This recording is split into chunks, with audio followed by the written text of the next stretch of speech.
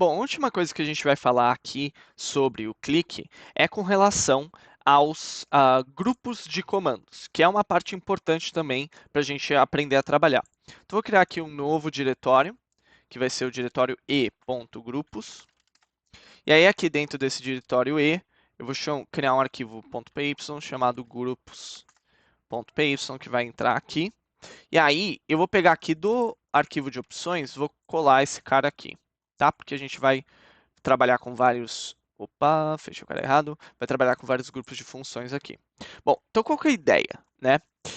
A ideia é a seguinte: muitas vezes, quando a gente criar uma aplicação de ciência de dados, essa aplicação vai ter várias partes, né? Digamos, vai ter uma parte da aplicação que vai ser desenhada para processar os dados crus. Vai ter uma parte da aplicação que vai ser desenhada para construir data marts. Vai ter uma parte da aplicação que vai ser desenhada para gerar, por exemplo, relatórios de análise. Vai ter uma parte da aplicação que vai ser desenhada para gerar modelos ou executar modelos de machine learning. Como a minha aplicação tem várias partes, essas várias partes vão ter múltiplos comandos, certo?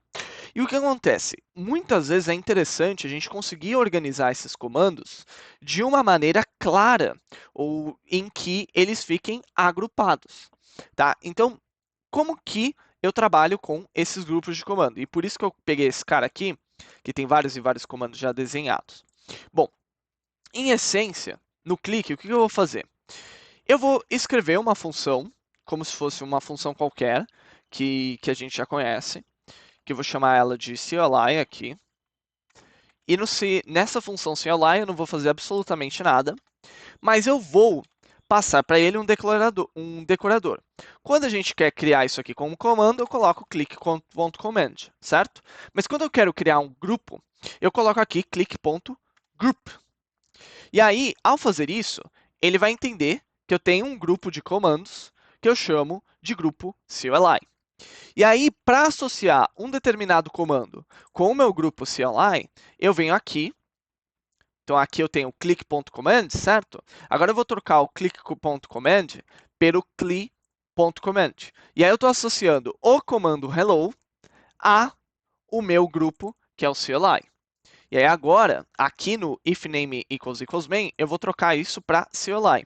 Agora, se eu executar essa função groups, e aí vamos vir aqui em cd e.grupos, vamos dar aqui o meu Python, e aí o meu arquivo é groups.py, e aqui a última função que a gente tinha é para pedir um usuário e senha. Então, eu vou colocar aqui, e veja que a primeira coisa que ele vai falar é, olha, você não consegue executar o arquivo grupos.py. Por quê? Porque você precisa especificar qual comando desse arquivo você quer executar. Ok? Então, nesse caso, eu quero executar o comando hello. Então, eu vou vir aqui, vou colocar o grupos.py e agora eu vou colocar o meu hello. E aí, agora ele entende que eu quero o meu usuário, senha, senha. E veja que aqui aparece Olá Pedro, senha. Então, veja o que esse CLI fez. Ele basicamente me fez entender que existe um comando específico aqui, que é o comando hello, que eu preciso chamar por nome. Então agora, se por exemplo, aqui eu tinha várias coisas comentadas, justamente porque eu não conseguia fazer duas definições de um comando no mesmo arquivo, por isso que eu estava escondendo isso. Agora eu consigo passar CLI command e, deixa eu chamar o type aqui, que foi excluído, import typing.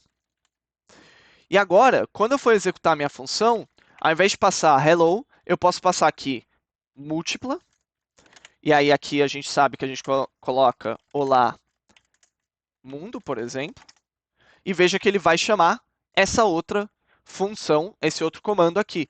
Então agora o comportamento da minha linha de comando mudou para ser Python, o nome do arquivo onde tem a minha definição, o nome da função que foi definida, o nome do comando que eu quero rodar, e aí eu passo os parâmetros do meu comando. Só que o CLI, ele pode fazer, esse CLI group aqui, pode fazer até subgrupos, porque no caso eu criei um grupo geral que é o grupo CLI. Então, eu posso vir aqui, por exemplo, e criar um novo grupo. Vamos chamar esse grupo de, por exemplo, sei lá, Vamos chamar, aqui a gente tem uma função de pontos, umas funções reservadas. Vamos gerar genérico, vamos chamar aqui de grupo 1, por exemplo. E aqui eu vou colocar um CLI.group. Aí agora, quando eu for fazer minha definição de funções, deixa eu redefinir aqui os meus pontos. Vou colocar ele. Só que agora, esse, ao invés de click command, eu vou colocar grupo 1 command aqui. Então esse aqui passa a ser pontos, um comando do grupo 1. Tem um outro pontos aqui, eu vou apagar esse outro pontos. Vai ter esse reservado. Esse reservado vai ser também do meu grupo 1. Eu vou colocar aqui e criar o meu grupo 2. Tá? Então eu tenho o grupo 1 e o grupo 2. Então pontos é um comando do grupo 1, reservado é um comando do grupo 1. Vou apagar esse outro reservado aqui. Esse aqui é outro pontos, vou apagar. A gente tem o múltipla que já está definido lá embaixo. Então vou apagar esses caras aqui. E eu vou falar que esses caras aqui, o múltipla e o hello, são do grupo 2. Agora, quando eu for executar a minha função, o meu comando de grupos e chamar o múltipla, ele vai falar que não existe esse múltipla. Porque agora eu tenho que especificar qual que é o grupo que eu estou trabalhando. Estou trabalhando com o grupo 2, agora ele consegue executar a minha função. Porque ele vai entender, olha, dentro desse grupo 2, se eu chamar um help aqui, existem dois comandos, o comando hello e o comando múltipla, que eu poderia ter colocado a docstring aqui para definir o que esses comandos fazem e apareceria aqui também. Então ele, essencialmente, eu posso colocar aqui também o grupo 1 para ver. Essencialmente, eu tenho uma divisão lógica entre cada um dos meus comandos, cada um dos meus grupos de comandos, e eles são associados a esse grupo, o que muda a sintaxe da minha execução do programa. Então, por exemplo, se eu passar grupo 1 e colocar agora pontos, que é o nome da função que eu quero chamar, ele consegue chamar a minha função de pontos. Tá? E isso vai ser extremamente comum quando a gente estiver organizando as nossas funções. Então veja como a sintaxe é simples. Eu crio um grupo geral, que é o CLI, que vai funcionar para todos os nossos grupos. E aí para cada grupo que eu quero gerar, eu coloco um CLI.group, né? E aí, ao fazer a definição do comando, eu substituo click.command pelo nome do grupo ao qual eu quero que ele associar aquele comando.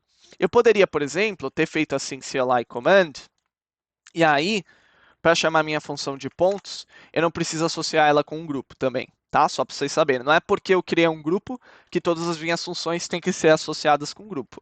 Mas geralmente vai ser isso que a gente vai fazer, tá? Então, maneira simples. E aqui, obviamente, a gente trocou, né? Ao invés de ser simplesmente chamar o comando específico, aqui eu estou passando o CLI, que é o meu grupo mestre, vamos dizer assim, que vai controlar o comportamento de todos os comandos desse mesmo arquivo.